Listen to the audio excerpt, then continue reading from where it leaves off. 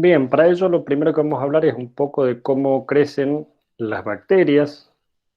En cuanto a las bacterias en particular, va a haber un crecimiento que lo podemos ver desde dos puntos de vista.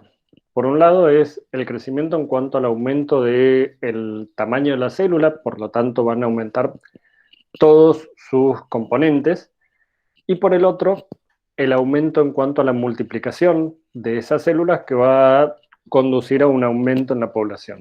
Nosotros vamos a estar más enfocados al aumento en la población, es decir, a la división celular que nos va a dar mayor cantidad de organismos. En el caso de la división celular, nosotros, como decíamos recién, a partir de una célula vamos a obtener en cada generación mayor cantidad de células, dependiendo del tipo de división que tengan. Algunas van a ser división binaria, que es como vamos a ver de las bacterias en particular, y otras van a tener otros mecanismos de división. En el caso nuestro vamos a focalizarnos en las bacterias. Lo otro que habíamos hablado antes era el crecimiento celular, donde la misma célula va aumentando su tamaño.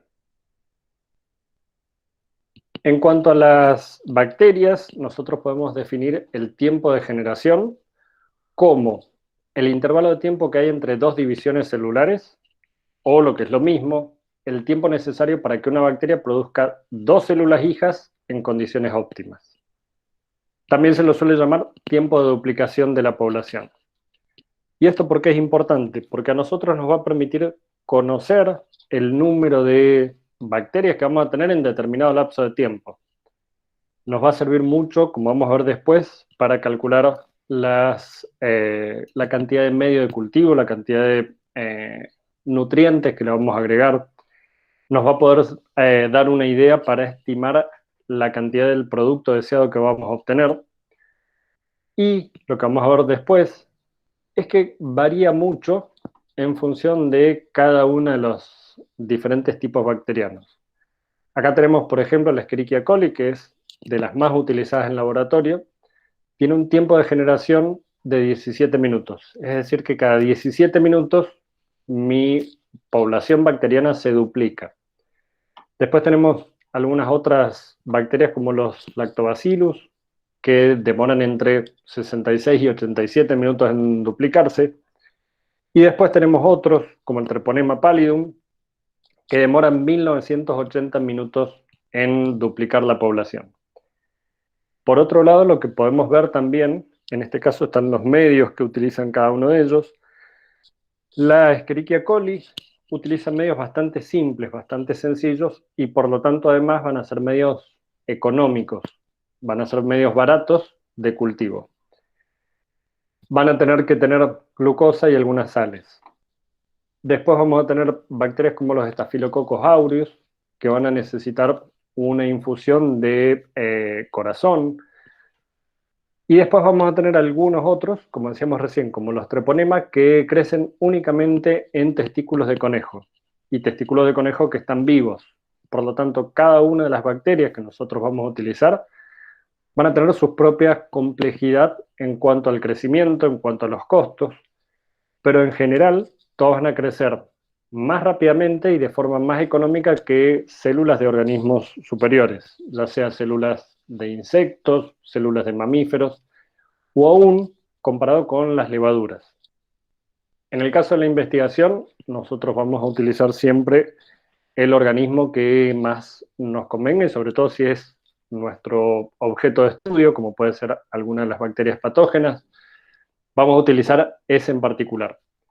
En cuanto a la biotecnología, cuando nosotros queremos producir un producto y tiene que tener una rentabilidad económica, vamos a ir siempre a buscar el que crezca más rápidamente, el que utilice medios de cultivo más sencillos y más económicos, y además el que me dé el producto terminado con las condiciones ideales.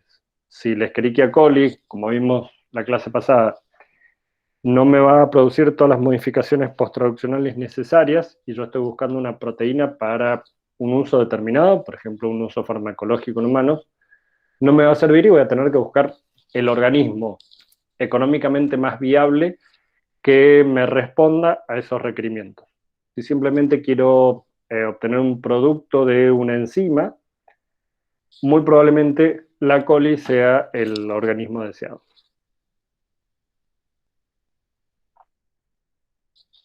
Rápidamente vamos a repasar lo que sucede en la fisión binaria de las bacterias. Esta fisión binaria, lo primero que va a suceder antes de dividirse la célula, la bacteria en particular, se va a elongar. Se va a elongar de manera tal de ir duplicando todo su material, todo su contenido, porque a partir de una de ellas vamos a obtener dos bacterias hijas. Y en particular se va a duplicar el ADN. A través de la replicación vamos a tener dos copias del genoma de esta bacteria. Luego se va a formar un septum, donde va a comenzar la división, se va a completar esa separación y vamos a tener las dos bacterias hijas. En este caso tenemos en tiempo real, en un medio de cultivo en particular, cuánto demora una bacteria en hacer todos esos procesos. Como dijimos recién, se tiene que comenzar a duplicar el ADN, además tiene que tener mayor cantidad de material en general. Cuando decimos material en general, vamos a hablar de lípidos, hidratos de carbono, proteínas, que se tienen que comenzar a generar en mayor cantidad para alcanzar para las dos bacterias hijas. En este caso, tenemos un esquema donde nos muestra la división de una Escherichia coli en 80 minutos. Esta diferencia con el tiempo de generación que vimos recién de 17 minutos se ve reflejada en el tipo de medio de cultivo que nosotros utilicemos. Por eso también vamos a ver más adelante que es muy importante cada uno de los componentes del medio que utilicemos. Las bacterias a su vez van a tener una fase de crecimiento. En esas fases de crecimiento nosotros vamos a poder reconocer el estado y la actividad fisiológica que van a tener en cada una de ellas. En este caso tenemos al comienzo una fase lag, una fase inicial, después vamos a tener la fase de crecimiento exponencial, una fase estacionaria y una fase de muerte. Vamos a analizar punto a punto qué es lo que sucede en cada una de esas fases y vamos a analizar por qué tenemos dos curvas diferentes. En este caso, las dos curvas corresponden al método que nosotros hayamos utilizado para analizar o para seguir esa fase del crecimiento bacteriano. La curva roja es el conteo de células viables. La verde nos da la turbidez, la densidad óptica que nos va a aparecer en ese medio de cultivo. Si bien la curva es muy similar, vamos a ver cada uno de estos métodos, cuáles son las ventajas y las desventajas y cómo los podemos hacer. En la primera fase, la fase de lag, es la fase de adaptación a los nutrientes y a las condiciones. Nosotros habíamos visto que en esta fase, no importa el método que utilicemos para analizarlo, no hay un crecimiento neto de la población. ¿Sí? El número de bacterias que hay no crece de manera muy marcada, y es simplemente porque la bacteria se está adaptando a las nuevas condiciones de cultivo. El caso más típico o el caso más ilustrativo es cuando nosotros tenemos nuestra bacteria. Para conservarla, la podemos conservar, por ejemplo, en un ultrafreezer a menos 80 grados centígrados, o las podemos mantener a 4 grados centígrados en una placa de cultivo directamente. Cuando nosotros pasamos de esa placa de cultivo o de ese tubo que estaba a menos 80, lo vamos a pasar a un medio de cultivo diferente, medio de cultivo líquido, por ejemplo, y ese va a estar a 37 grados, siempre hablando de coli. Por lo tanto, la bacteria que en el freezer de menos 80 estaba en un medio de conservación, no para que crezca, no tiene nutrientes, sino que tiene un medio específico para que se mantenga viable a unas bajas temperaturas. Tiene que cambiar eso, tiene que salir de la letargia y comenzar a activar toda su maquinaria metabólica. Recién ahí van a comenzar a incorporar los nutrientes, va a empezar a sintetizar proteínas, lípidos, toda su maquinaria metabólica comienza a actuar y recién, cuando ya está lista, cuando está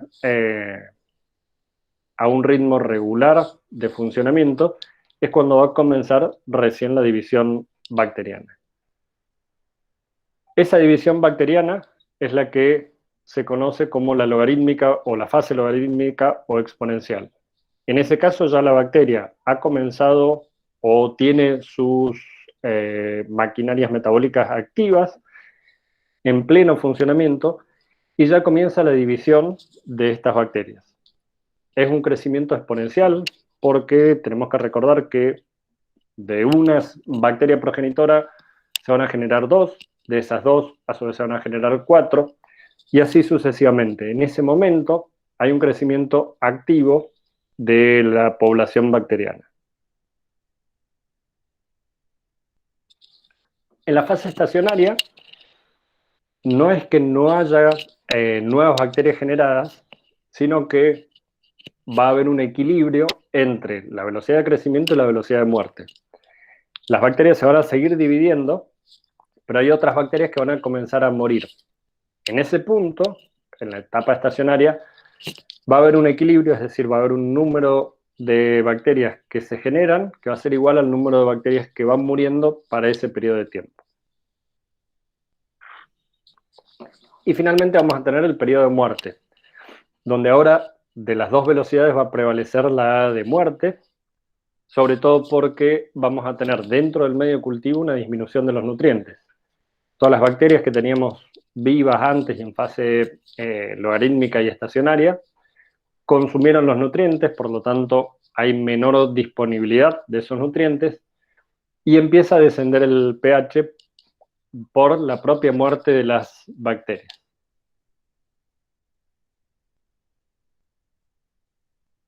Nosotros podemos controlar la velocidad de crecimiento. Para hacerlo, normalmente lo que vamos a hacer son curvas de tiempo, es decir, vamos a ir analizando la cantidad de bacterias que se me van generando, cómo va creciendo la población en distintos puntos. Esto lo vamos a tener que hacer sobre todo en cada vez que nosotros hagamos un experimento nuevo o un desarrollo nuevo. ¿Por qué? Porque no todas las bacterias van a crecer de la misma forma y sobre todo si queremos optimizar la velocidad de crecimiento, vamos a tener que conocer exactamente cómo funciona nuestra bacteria. En esta tabla simplemente tenemos la escala de tiempo, el número total de células, el tiempo y el número total de células a continuación. ¿Qué es lo que vamos viendo? Que a medida que crece, que pasa el tiempo, hay un crecimiento y como dijimos antes va a ser un crecimiento exponencial. A las 10 horas, a partir de una única célula inicial, de una única bacteria inicial, vamos a tener más de 1 millón de bacterias. Esta curva nos representa la cuenta aritmética, es decir, número a número, el aumento de la población, y esta es una escala logarítmica donde está normalizado ese crecimiento. Ese crecimiento logarítmico, como dijimos, es la fase donde la división es activa y donde predomina la generación de nuevas bacterias sin llegar a la fase estacionaria, es decir, sin que empiecen a morir esas bacterias. Nosotros, a partir de cálculos sencillos de la pendiente de esa recta, de la recta obviamente de la función logarítmica del crecimiento de la población, podemos calcular el número de generaciones que vamos a tener por hora, es decir, la tasa de crecimiento en generaciones por hora. No vamos a entrar en detalle en la matemática, simplemente si a alguno después le interesa lo podemos discutir, pero básicamente nosotros a partir de la matemática podemos llegar a conocer exactamente cuál es el ritmo de crecimiento de nuestra bacteria. Podemos hacerlo de esa forma o podemos hacerlo aproximado en función de el crecimiento sin el cuento de bacterias viables, sino por turbidez, que es el método que vamos a ver, los métodos que vamos a ver después. Cuando estamos en el laboratorio, nosotros vamos a tener diferentes formas de analizar nuestras bacterias. En particular, vamos a ver si estamos en una placa, vamos a poder analizar las colonias. Esas colonias se van a formar por bacterias, generalmente un único ancestro, un único clon de nuestra bacteria, está en un punto determinado de la placa y comienza a duplicarse y eso hace que sea visible. Nosotros podemos tener un número inicial de bacterias en una placa muy bajo y para poder ver por separado esas colonias vamos a necesitar conocer de antemano o por lo menos medir cuánto vamos a sembrar de esas bacterias. Ya lo vamos a ver después en otro ejemplo. En cuanto a la turbidez que nosotros podemos ver, se usa para los medios líquidos. Esa turbidez nos la va a dar básicamente la opacidad de nuestro medio de cultivo. A medida que haya más bacterias en el medio de cultivo, eso va a impedir el paso normal de la luz y lo podemos medir en un espectrofotómetro directamente. Normalmente podemos medir el orden de 10 a la 7 a 10 a la 9 bacterias por mililitro. Y finalmente podemos analizar la formación de biofilm, donde vamos a cubrir la placa de bacterias y en lugar de tener las colonias aisladas, vamos a tener toda la placa, toda la capa de la bacteria, de la placa cubierta con bacterias.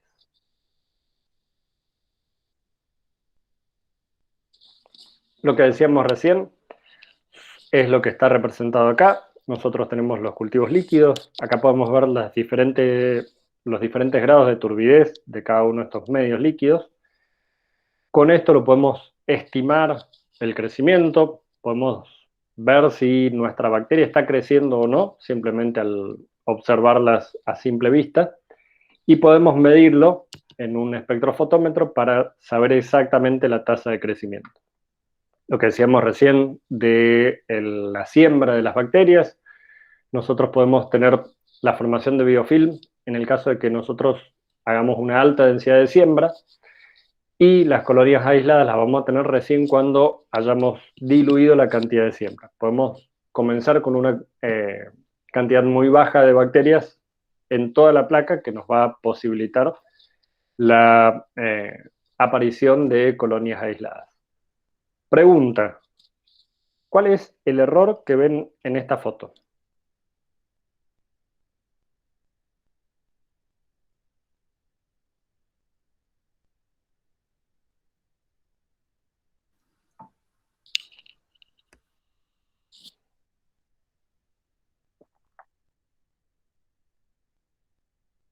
Hay muy pocas colonias aisladas. En la foto en general Ah, hay un error más grave.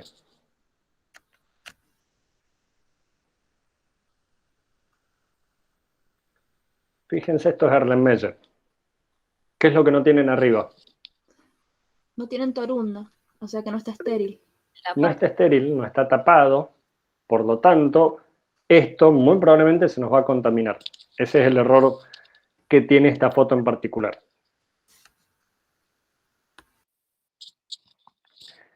Bien, nosotros habíamos hablado de la fase de latencia, o la fase lag, que es en la fase donde nuestras bacterias se van a estar acomodando, se van a estar habituando a su nuevo medio de cultivo, a sus nuevas condiciones de cultivo.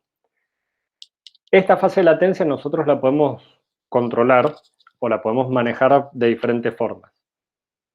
Como el tiempo de latencia va a ser muy importante, sobre todo tenerlo en cuenta y sobre todo saber que en ese momento no va a haber división celular, activa por lo menos, recién decíamos que para iniciar un cultivo nosotros podíamos pasar de una bacteria, de una colonia aislada, como teníamos acá, de una de estas placas directamente a los tubos, o de un stock que está a menos 80 grados directamente a los tubos. Eso va a tener la fase de latencia mientras están creciendo. Nosotros podemos evitar esa fase de latencia o acortarla en el caso de hacer un paso intermedio, de hacer un preinóculo. Es decir, en lugar de pasar de la placa a nuestro Erlenmeyer, que es donde vamos a tener la mayor cantidad de bacterias, vamos a hacer un precultivo en estos tubos más pequeños y a partir de acá vamos a sacar cierto volumen para sembrar en nuestro medio de cultivo líquido. De esa forma, la fase de latencia la voy a hacer en mi preinóculo y después lo voy a pasar al volumen final, que es el que yo quiero obtener. De esa forma, yo las bacterias que estoy pasando de acá a acá ya hicieron su fase de latencia, este medio de cultivo tiene que ser el mismo que este, van a ser las mismas condiciones, y la fase de latencia la hace acá, cuando acá están en crecimiento exponencial, ya hago mi inóculo para que continúen con el crecimiento exponencial en el eh, recipiente de mayor volumen. Esto es lo que tenemos acá escrito. Simplemente va a depender desde dónde comience mi cultivo líquido. Si viene de un cultivo, de un precultivo que ya está en fase exponencial, me voy a ahorrar la fase de latencia en el cultivo definitivo. Si viene a partir de un cultivo que estaba en fase estacionaria o que es de un stock que estaba a bajas temperaturas, la fase de latencia la va a hacer en mi medio de cultivo final. Como decíamos recién, el crecimiento exponencial, vimos que el tiempo de generación iba a variar de un microorganismo a otro. Y además, en general, siempre van a tener un tiempo de generación mucho menor que las células de mamíferos. Las células de mamíferos van a demorar entre 15 y 24 horas en duplicarse, dependiendo de las condiciones de crecimiento también. Pero para un mismo microorganismo, para una misma bacteria, ese tiempo de duplicación va a depender de las condiciones y del medio de cultivo en el cual nosotros trabajemos. Nosotros, por ejemplo, a las bacterias que decíamos recién, la más utilizada, la coli, la podemos hacer crecer a diferentes temperaturas. Se puede hacer crecer a 25 grados centígrados, a 30, a 37. Dependiendo de esas condiciones, es el tiempo de generación que vamos a tener. A 37 grados va a tener su temperatura óptima de crecimiento. Pero, como vamos a ver después, en muchos casos nosotros necesitamos que esa fase exponencial se haga a una temperatura más lenta, de manera tal de que las proteínas que está produciendo tengan una concentración relativamente normal para la bacteria, es decir, que no se llene mi proteína sobreexpresada, y sobre todo que tengan el correcto plegamiento. Para eso, normalmente se puede demorar o extender esa fase de crecimiento exponencial simplemente disminuyendo la temperatura a la cual la vamos a hacer. Como decíamos recién, a estas células nosotros podemos manejar los tiempos de generación simplemente modificando las condiciones de crecimiento, desde la temperatura hasta el medio de cultivo y también las condiciones genéticas, las características genéticas del organismo en sí. En la fase estacionaria, como decíamos recién, no hay un crecimiento neto de la población. Perdón, algo que no dijimos de la fase exponencial es que en este caso, en la fase exponencial, es donde la bacteria tiene sus mejores condiciones de salud y por lo tanto también va a ser ideal para el estudio de el perfil proteico, las enzimas de esa bacteria en particular, y también va a tener la capacidad óptima para producir, por ejemplo, enzimas. En ese momento la producción de enzimas va a ser la máxima dentro de la fase exponencial. Ya en la fase estacionaria hay muchas de las funciones de la bacteria que empiezan a disminuir. En algunos casos es muy marcado el metabolismo energético, como va disminuyendo, pero lo que sí, hay algunos procesos biosintéticos que continúan, sobre todo en metabolitos secundarios. En esas fases estacionarias hay muchos de los productos que nosotros podemos obtener de estas bacterias, por ejemplo, los antibióticos que nosotros podemos hacer que la bacteria sintetice, que es óptimo obtenerlos y purificarlos desde la fase estacionaria.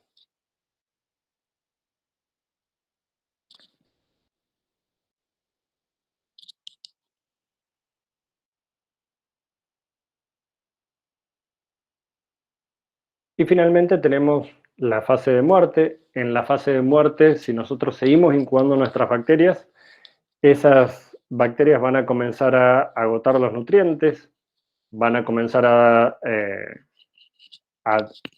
no dividirse más y va a aumentar la muerte, que generalmente va a ir acompañada de una lisis celular. Esa lisis celular es la que además va a disminuir mi pH. En cuanto a la morfología de las bacterias en cada una de esas fases, en la fase de latencia, la bacteria va a adquirir su tamaño máximo, sobre todo al final de la fase de latencia. Como vimos recién, antes de dividirse van a comenzar a duplicar su material, no solo el genético, sino todas las macromoléculas tienen que duplicarse para tener suficiente para mantener viables las dos células hijas.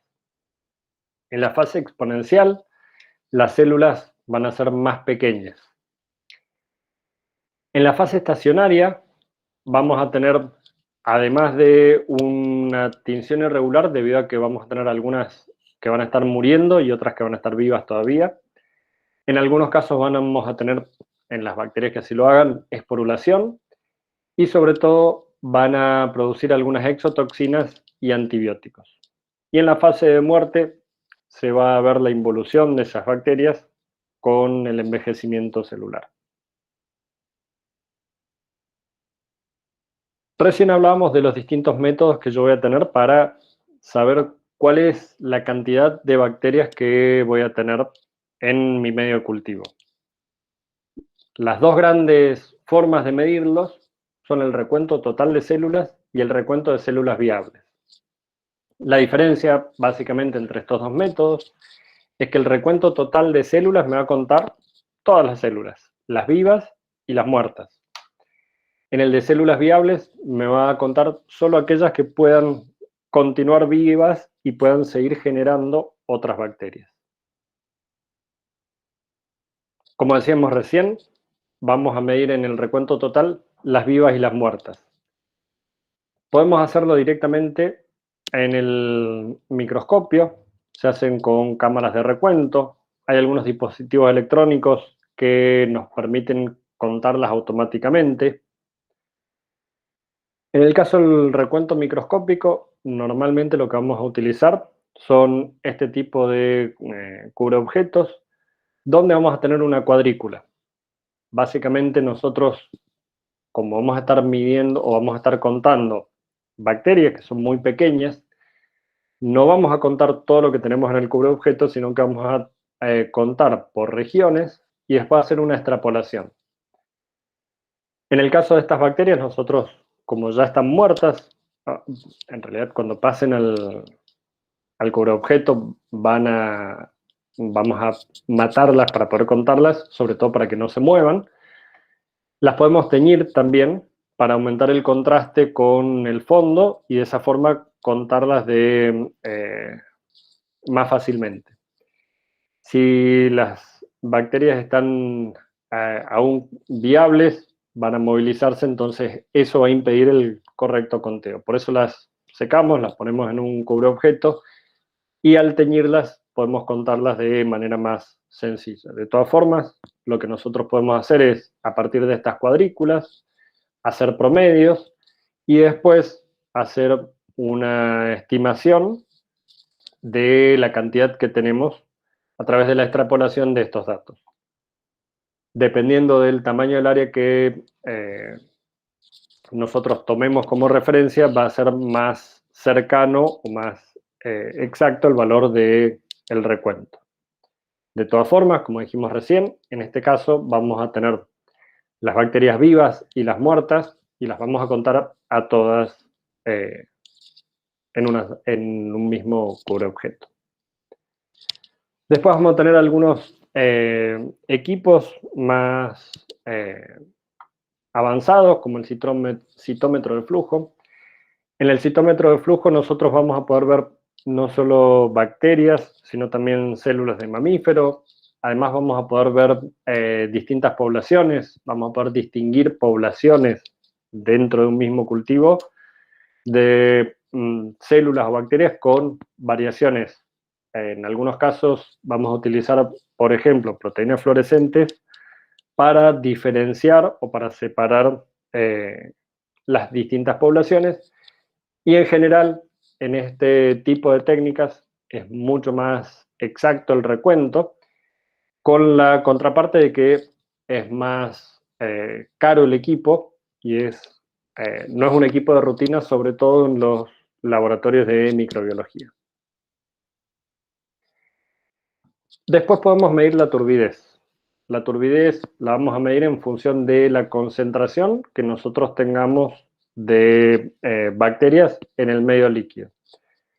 Si bien nosotros podemos medir la cantidad de proteínas, el ADN o el peso seco de las bacterias en los distintos puntos del crecimiento, es más sencillo hacerlo por turbidez. En ese caso, mientras más bacterias tenga, más turbidez voy a tener. Esa suspensión que yo voy a utilizar tiene que ser un medio de cultivo líquido, obviamente, y mientras más bacterias tenga, más van a dispersar la luz. Por lo tanto, yo puedo medir simplemente por absorbancia, por transmitancia, la cantidad de células que yo tengo.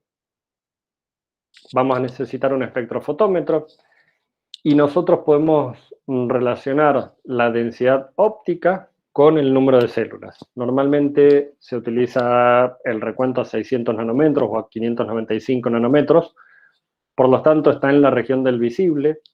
No necesitamos un ultravioleta, es más sencillo, mucho más sencillo y más económico que el citómetro de flujo, por ejemplo, pero de vuelta, en este me va a dar una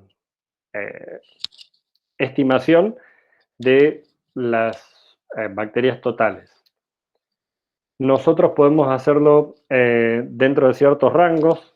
Recordemos que normalmente las absorbancias ideales son entre 0,2 y 0,8, por lo tanto, en el caso de que nuestro cultivo haya crecido mucho, vamos a tener que hacer diluciones seriadas muchas veces para poder tener dentro de ese rango de valores de absorbancia un valor leíble y sobre todo que sea compatible con la conversión de densidad óptica a número de bacterias. También va a depender del tamaño de las bacterias, ya que como no todas las bacterias tienen el mismo tamaño, la relación entre la densidad óptica y el número de bacterias va a variar de una especie a otra. Como decíamos recién, en nuestro espectrofotómetro lo que vamos a hacer es iluminar con una luz. Esa luz se va a dispersar al chocar con una bacteria y nosotros vamos a medir la dispersión de la luz. Nosotros, en este caso, tenemos las densidades ópticas de 4 puntos del cultivo, donde podemos ver la turbidez que va aumentando. Como blanco de esta medición, nosotros vamos a utilizar el medio de cultivo fresco sin haber tenido bacterias previamente.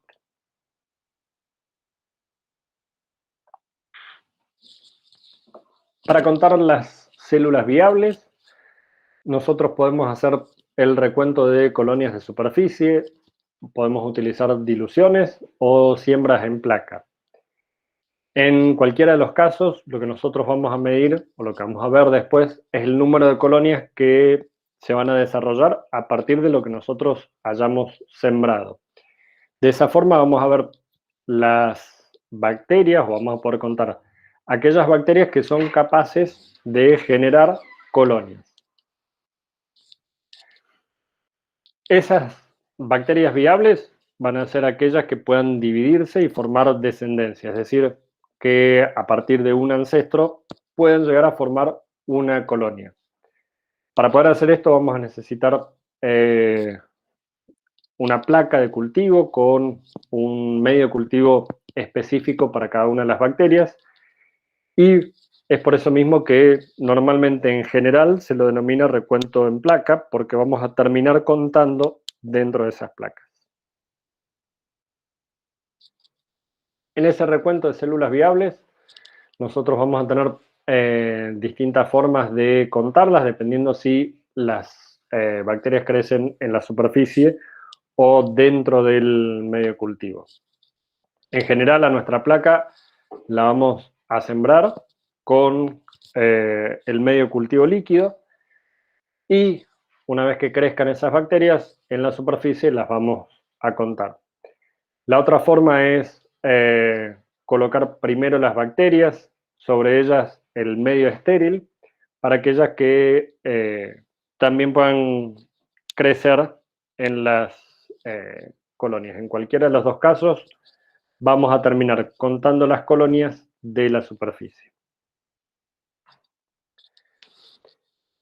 Como decíamos recién, este tipo de separación entre las colonias nos va a permitir contarlas de forma fácil. Nosotros podemos hacer divisiones dentro de esta placa para poder hacer una estimación y contarlas simplemente extrapolando los resultados. El tema es cuántas bacterias voy a sembrar.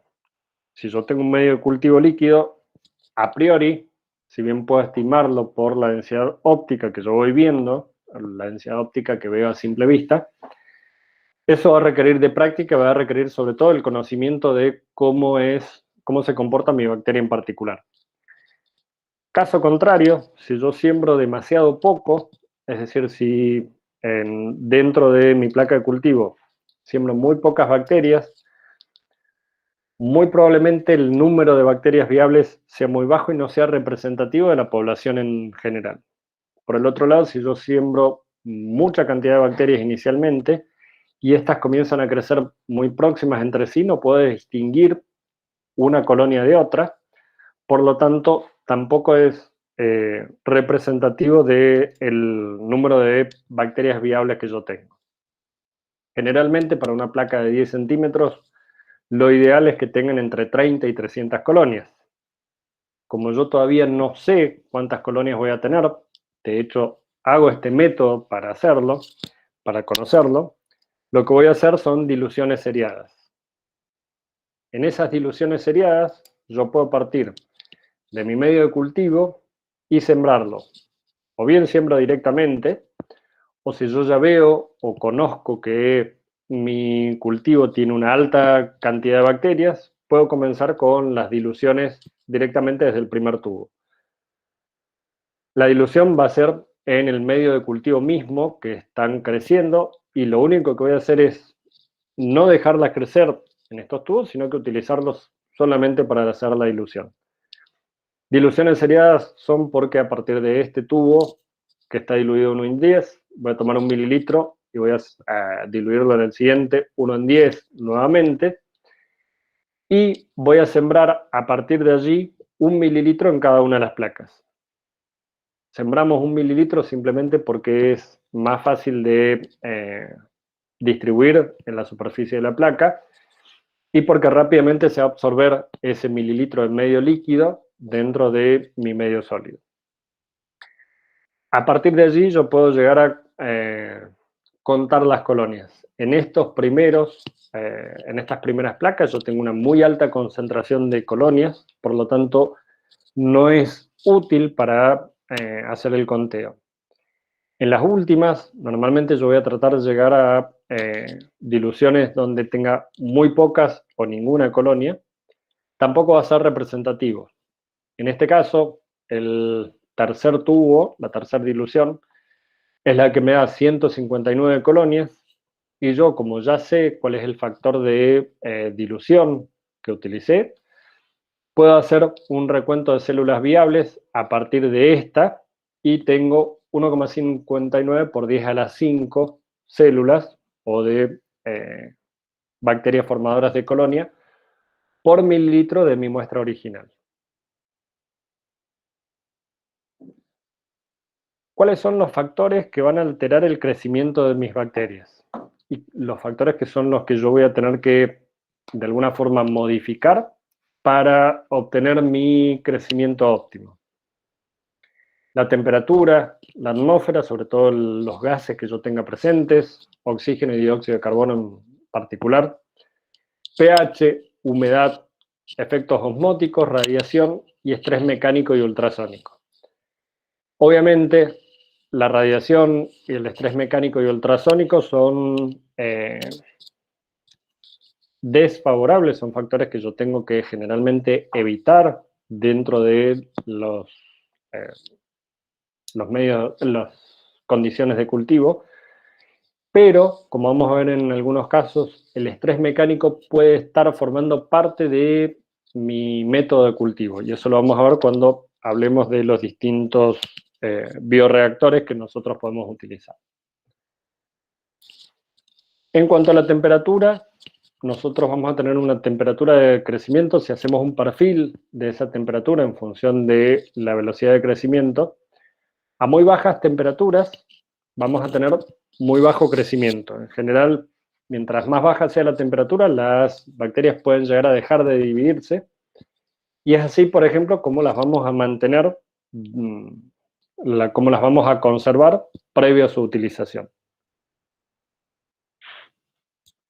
A medida que el cultivo va aumentando su temperatura, si las cultivamos a temperaturas intermedias, comienzan a producirse algunas reacciones enzimáticas, va aumentando su velocidad de crecimiento, su velocidad de división, y vamos a llegar a un punto óptimo de crecimiento, a una temperatura óptima. En ese punto vamos a tener la máxima división posible. Pasado ese punto, hay una baja mínima al comienzo de esa división, y rápidamente cae hasta la muerte de las bacterias. En ese caso, vamos a superar unas temperaturas críticas que van a determinar la desnaturalización de las proteínas, el colapso de las membranas, y vamos a pasar a una lisis térmica, es decir, a una lisis por calor. Dentro de esas temperaturas, nosotros vamos a tener, como dijimos recién, temperaturas extremas que van a afectar de diferente forma a nuestros microorganismos. Esas temperaturas cardinales son la mínima, la óptima y la máxima. La mínima, como decíamos recién, es una temperatura que por debajo de la cual no hay crecimiento bacteriano. Esas temperaturas mínimas son las mínimas a las cuales nosotros las podemos conservar, o por debajo de esas es donde las vamos a conservar. Sobre todo porque vamos a evitar la lisis celular y porque vamos a evitar también que la bacteria siga creciendo. Si sigue creciendo a bajas temperaturas, aún lentamente, va a llegar un momento en que va a seguir con su curva normal, con sus fases normales de crecimiento, y una vez que se agote el medio en el cual las estamos conservando, van a empezar a morir. Por eso, para conservarlas, nosotros vamos a estar por debajo de esa temperatura mínima. En la temperatura óptima es donde el crecimiento es máximo, y una temperatura máxima es la temperatura a la cual, por encima de esa, no es posible el crecimiento y comienza con la muerte de esas bacterias. Si bien tenemos distintas bacterias, nosotros estamos siempre acostumbrados a hablar de la Escherichia coli, cuya temperatura óptima es de 39 grados. Vamos a tener algunas bacterias psicrófilas que van a crecer o van a tener su temperatura óptima a 4 grados centígrados, y después las hipertermófilas, que van a tener su temperatura óptima a 106 grados centígrados. para cada una de nuestras bacterias, sobre todo aquellas que vayamos a utilizar en el laboratorio, se conocen estas curvas de crecimiento, se conocen cuál es la temperatura óptima, y nosotros lo que podemos llegar a hacer en el laboratorio es optimizar esa temperatura, es decir, llegar a una donde, como vamos a ver después, tengamos el mejor crecimiento, pero por sobre todo la mejor producción de nuestro material de interés, de nuestro producto final de interés. En el caso de las bacterias, como decíamos recién, vamos a tener bacterias que van a crecer en el Ártico o en la Antártida a temperaturas muy bajas, o en los geysers a temperaturas muy altas. Y después vamos a tener algunos otros organismos que no son tan fácilmente adaptables.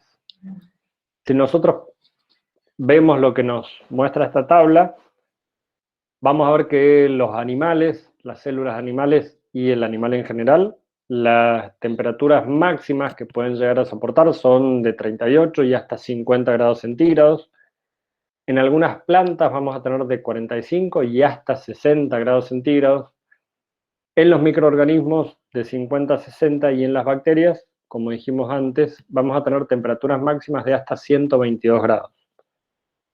Eso nos va a posibilitar o nos va a dar muchas ventajas con respecto a los demás microorganismos en cuanto a las bacterias y sus condiciones de crecimiento. Todas estos organismos, estos microorganismos, tienen que adaptarse tanto a las bajas temperaturas como a las altas temperaturas. En el caso de las bajas temperaturas, los que viven en bajas temperaturas, en primer lugar, tienen que continuar con sus metabolismos. Normalmente los procesos de transporte dentro de la bacteria tienen que seguir funcionando y van a tener temperaturas óptimas bastante bajas.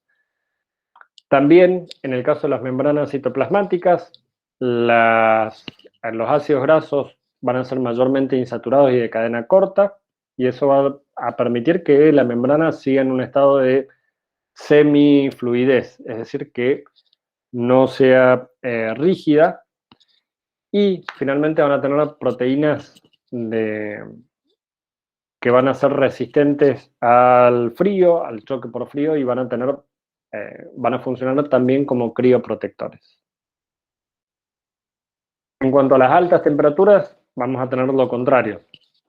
Vamos a necesitar primero la mayor actividad metabólica que sea a altas temperaturas. Por otro lado, las proteínas van a tener mayormente enlaces iónicos, entre ellos muchos enlaces iónicos, ya que estos enlaces son más resistentes a las temperaturas que, por ejemplo, las interacciones hidrofóbicas o las fuerzas de Van der Waals. Eso va a hacer que las proteínas, aún estando a altas temperaturas, no se desnaturalicen, como sí lo harían en caso de que predominen las fuerzas de Van der Waals en una proteína. Y en el caso de la membrana citoplasmática va a tener lípidos ricos en ácidos grasos saturados y de cadenas más largas, y esto lo que va a hacer es que la rigidez de la membrana se mantenga aún a altas temperaturas.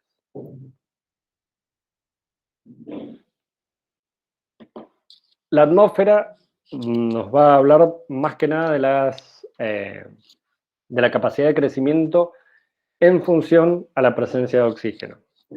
Nosotros vamos a tener los aerobios estrictos, que van a requerir oxígeno para poder sobrevivir, los anaerobios estrictos, que van a crecer únicamente en ausencia de oxígeno, y después vamos a tener los microaerófilos, que van a crecer en presencia de bajas concentraciones de oxígeno, los facultativos, que pueden crecer en cualquiera de las dos condiciones, presencia o ausencia de oxígeno, y los aerotolerantes, que son anaeróbicos, pero que pueden llegar a tolerar cierta exposición al oxígeno. Si nosotros vemos cómo crecen en los distintos tubos, nosotros podemos distinguirlos en función de sobre qué región de nuestro tubo está creciendo cada uno de estos microorganismos. El aeróbico va a estar sobre la superficie, próximo a la superficie, en contacto con el oxígeno. El anaeróbico lo va a evitar. Los facultativos van a estar en cualquier punto del tubo, pero mayormente en la superficie. Los microaerófilos vamos a tener una baja cantidad expuesta en la superficie, el resto va a estar en el medio. Y los aerotolerantes van a estar en cualquier punto del tubo de ensayo.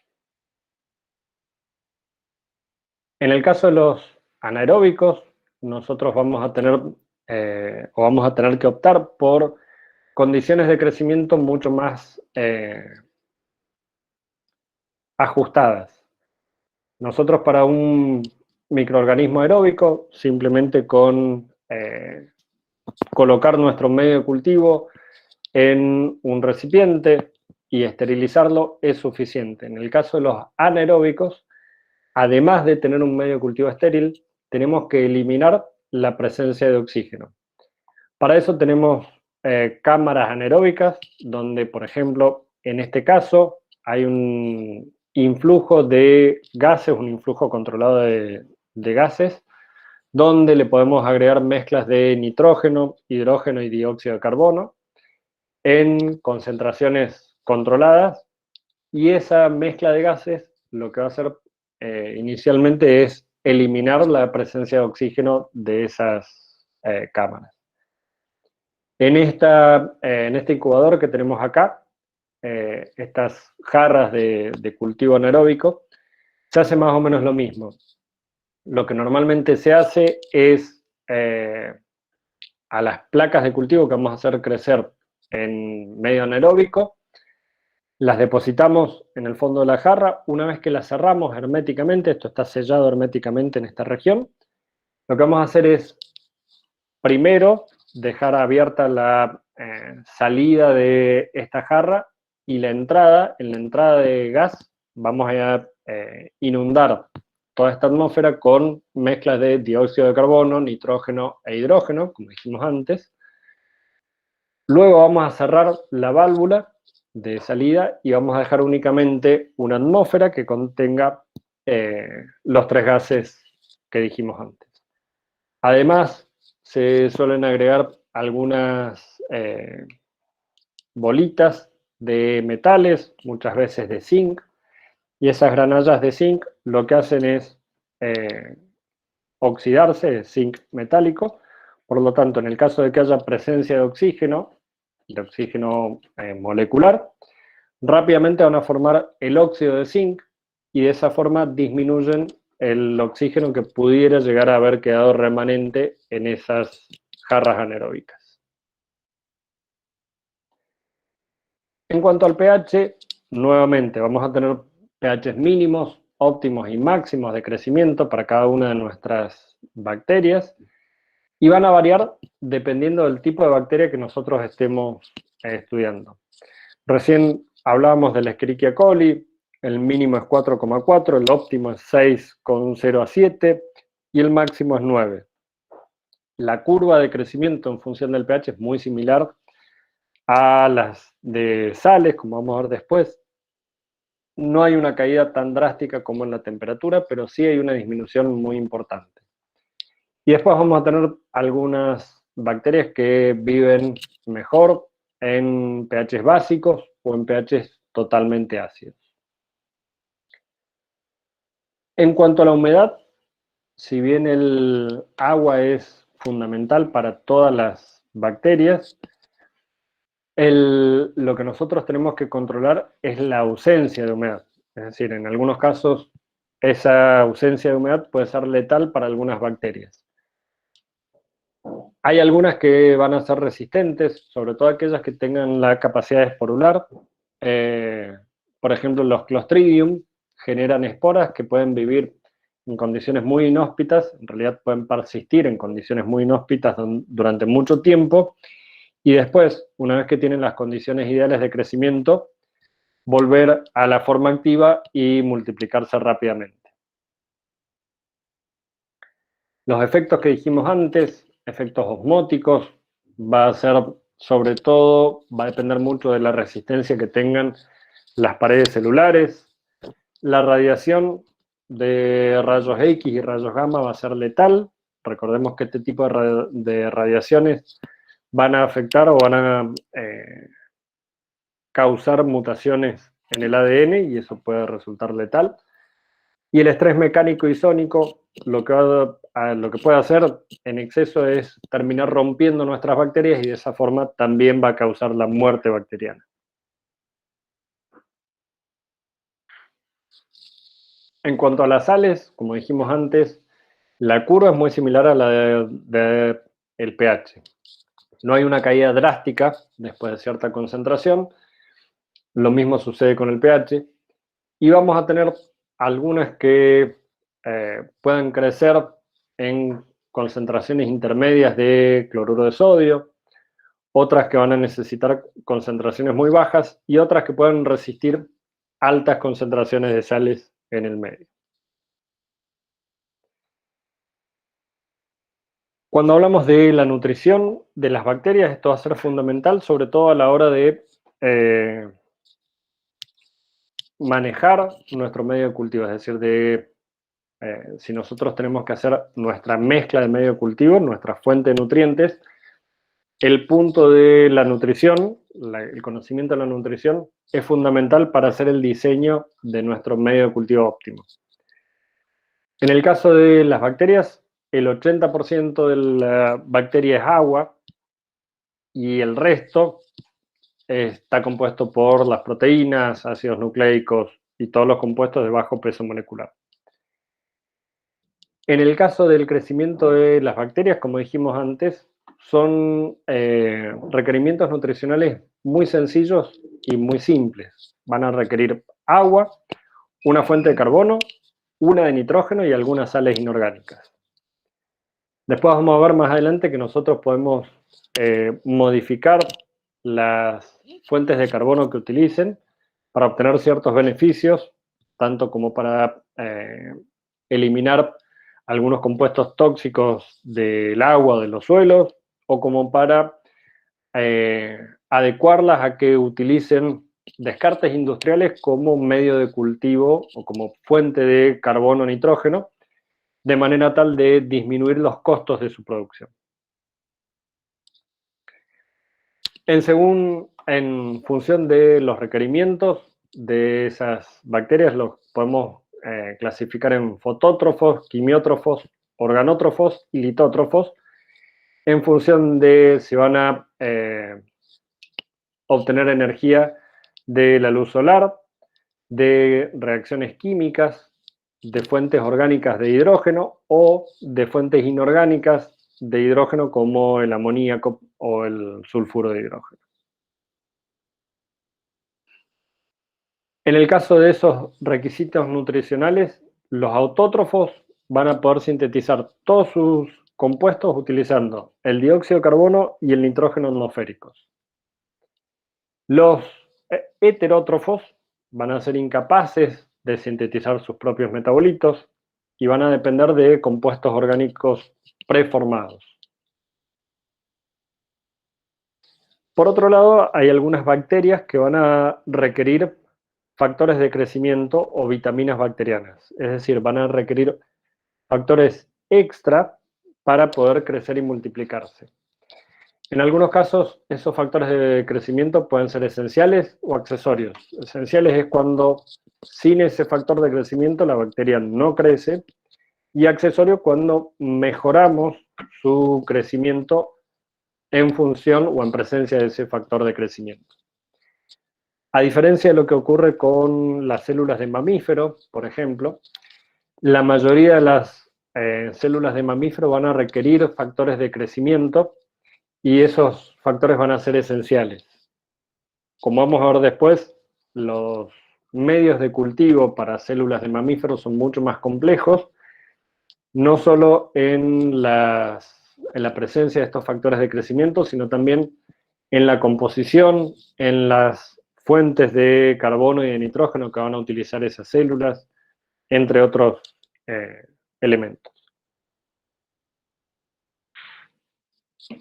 Por otro lado, vamos a tener algunos microelementos que van a ser muy importantes para las bacterias. En este caso tenemos una tabla periódica con un código de colores donde nos dice cuáles son los esenciales para todos los microorganismos, que son los amarillos, y que son los que nosotros hubiéramos sospechado desde un primer momento: hidrógeno, carbono, nitrógeno, oxígeno, fósforo, azufre, pero también selenio. Después vamos a tener algunos cationes y aniones que van a ser esenciales para la mayoría de los microorganismos, que son los que están en rojo. Y después vamos a tener otros que no son esenciales, pero pueden ser metabolizados, y otros que no son ni esenciales ni metabolizados.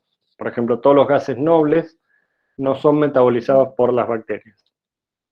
Si vemos la composición química de, de las bacterias en porcentaje según su peso seco, vamos a ver que todos los esenciales van a sumar prácticamente el 100% del peso seco de las bacterias.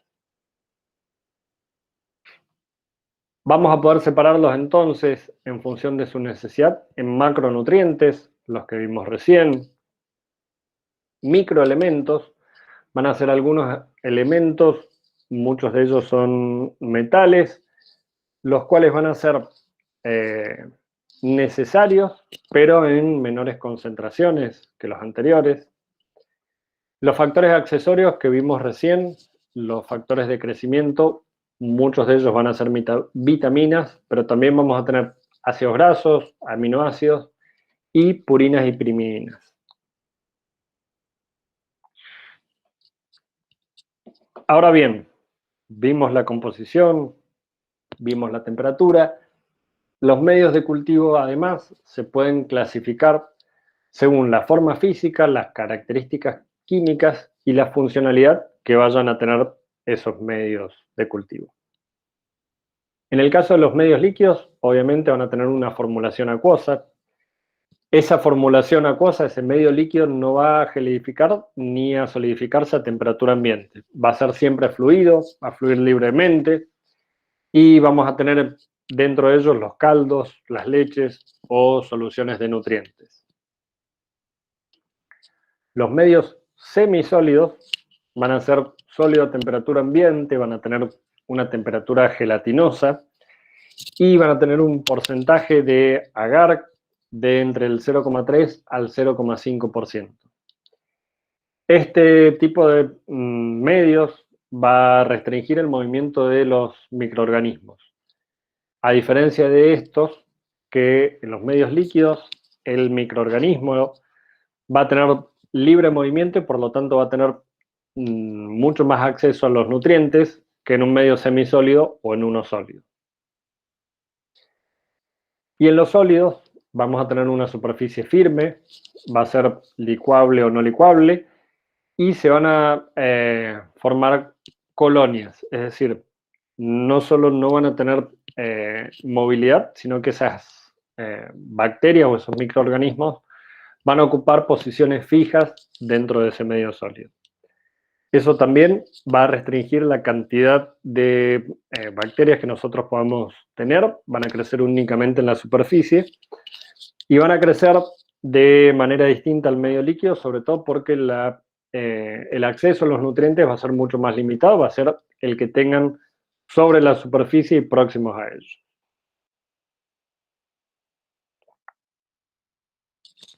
Los medios sólidos que se clasifican como licuables son medios sólidos reversibles. Son medios donde los vamos a preparar con agar o gelatina. Nosotros normalmente aquellos medios licuables van a depender de la temperatura. A temperatura ambiente son sólidos. Si aumentamos la temperatura los vamos a tener líquidos y eso nos permite alicuotar esos medios. Por ejemplo, vamos a tener un stock de ese medio en estado sólido, lo vamos a calentar y eso nos va a permitir la preparación de las distintas placas de cultivo. Después vamos a tener algunos medios sólidos que no son licuables, es decir, que van a ser siempre sólidos. Son materiales no termoplásticos. En algunos casos vamos a utilizar medios basados en arroz, papa, carne, y en ese caso son no licuables. Por ejemplo, en el caso del Clostridium botulinum, crece en un extracto de carne. Se hacen extractos a partir de carne y es el medio líquido que va a tener remanente de carne. Y según el fin para el que utilicemos ese medio, lo podemos clasificar en de propósito general, enriquecimiento selectivo o los medios de enriquecimiento. Perdón, enriquecido o medios de enriquecimiento. Los de propósito general nos van a servir para todo lo que nosotros necesitemos hacer. Es decir, vamos a obtener mayor cantidad de colonias, mayor cantidad de muestras, vamos a poder multiplicar nuestra cantidad inicial de colonias. En el caso de los medios selectivos, nosotros vamos a poder seleccionar en función de la viabilidad de esas bacterias. Ese medio selectivo puede ser, por ejemplo, como vimos antes, un medio que tenga un antibiótico en particular. Ese antibiótico va a dejar vivir únicamente las bacterias que tengan resistencia a ese antibiótico. Pero por otro lado vamos a poder tener algunos medios de cultivo donde tengan una composición especial, donde la fuente de nitrógeno o la fuente de carbono sea una muy específica, dentro de las cuales algunas bacterias van a poder crecer y otras no. De esa forma vamos a seleccionarlas. Vamos a tener también los medios de enriquecimiento, donde le vamos a dar la posibilidad a que, si bien todas las bacterias van a crecer, aquellas que se adapten mejor a las condiciones de los nutrientes que están en ese medio, crezcan más que las demás.